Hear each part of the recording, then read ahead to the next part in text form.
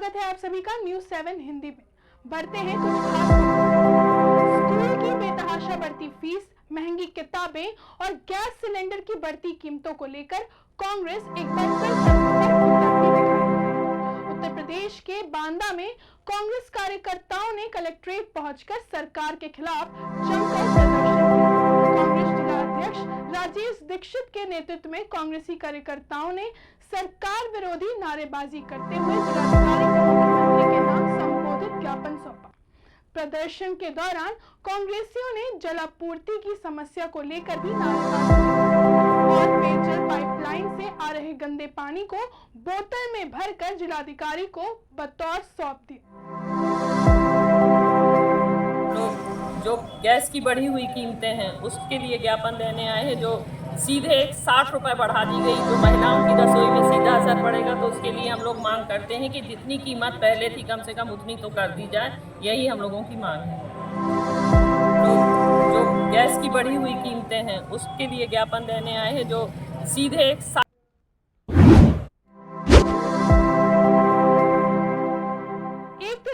और राज्य सरकार जहां बेटी पढ़ाओ बेटी बचाओ का नारा दे रही है, वहीं अब पुरुष अधिकारियों को लेकर भी आवाजें तेज होती दिखाई दे रही है।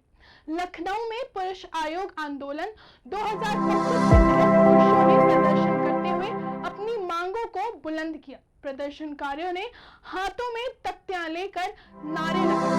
बेटों के सम्मान में मर्द उतरे मैदान में, शौक नहीं मजबूरी है, पुरुष आयोग जरूरी है। और बेटी अगर देश की शान है तो बेटा भी देश की पहचान है।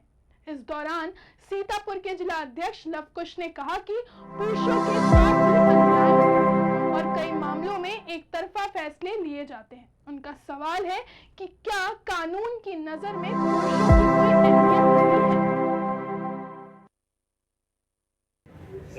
बेटी बचाओ देश बचाओ, अभी तक तो आपने नारा बहुत सुना होगा, अब हो गया है बेटा बचाओ देश बचाओ। हमारे साथ कुछ पुरुष हैं जो बात करने के लिए हैं। हाँ सर, बताइए। सर, मेरा नाम लवकुश कुमार गुप्ता है, मैं सीतापुर से बिलोंग करता हूं।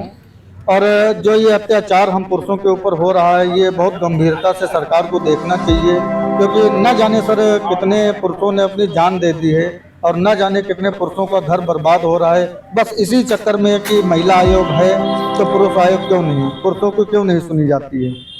पुरुष आयोग की आप मांग कर रहे हैं, क्या ऐसा लगता है कि आपकी मांगे पूरी होंगी? अगर नहीं तो कहाँ तक जाएंगे? सर, अगर हमारी मांग नहीं पूरी हुई तो मैं सांसद तक भी जाऊंगा और हमसे जो भी हो सकेगा वो हम लोग करेंगे, क्योंकि हम अपने अधिकार की लड़ाई लड़ रहे हैं, पुरुषों की लड़ाई लड़ रहे हैं। इसमें सर ये अगर पुरुष आयोग लागू होता है तो उसमें सिर्फ हमारा ही बचाव नहीं है, हमारे देश में जो महिलाएं अत्याचार करती हैं उसमें महिलाओं का भी घर बसेगा।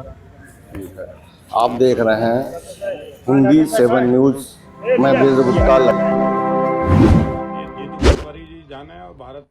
मध्य प्रदेश की विजयपुर विधानसभा सीट से जुड़े विधायक पद को शून्य करने के मामले में दिए गए न्यायालय के फैसले के बाद प्रदेश की राजनीति गर्मा गई है। इस मुद्दे पर जीतू पटवारी के बयान के बाद अब बीजेपी विधायक रामेश्वर शर्मा ने पलटवार किया है।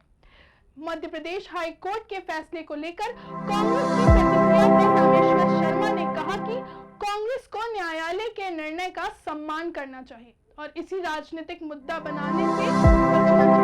उन्होंने कहा कि कांग्रेस हमेशा संवैधानिक संस्थाओं पर सवाल उठाने की कोशिश करती है, जबकि न्यायपालिका के फैसले सर्वोपरि होते हैं। अब ये जीतू पटवारी जी जाना है और भारत के संविधान की दुहाई देने वाला उनका नेता राहुल गांधी जाना। न्यायपालिका कांग्रेस ने लगभग 40-45 साल से अधिक तक देश और प्रदेशों में राज किया है, तो क्या न्यायपालिका को कांग्रेस ने बंदी बनाया है? क्या कांग्रेस के इशारे पर न्यायपालिका चली है? इसलिए भारत की न्यायपालिका और भारत की संवैधानिक संस्थाओं पर किसी को भी उंगली उठाने का हक अधिकार नहीं। और माननीय न्यायपालिका ने इतने ही नहीं तो अवसर भी दिए, कोई फाइनल अथॉरिटी करके निर्णय नहीं दिया। सर्वोच्च न्यायालय के द्वार उनके लिए खुले हैं और अगर उनके पास सत्य है, प्रमाण है, जा सकते हैं। राजनीतिक तौर पर ना हम देखें ना वो देखें, ये न्यायिक प्रक्रिया है और इसको न्याय प्रक्रिया से ही देखा जाना चाहिए। सब खर्च को लेकर ये जीतू पटवारी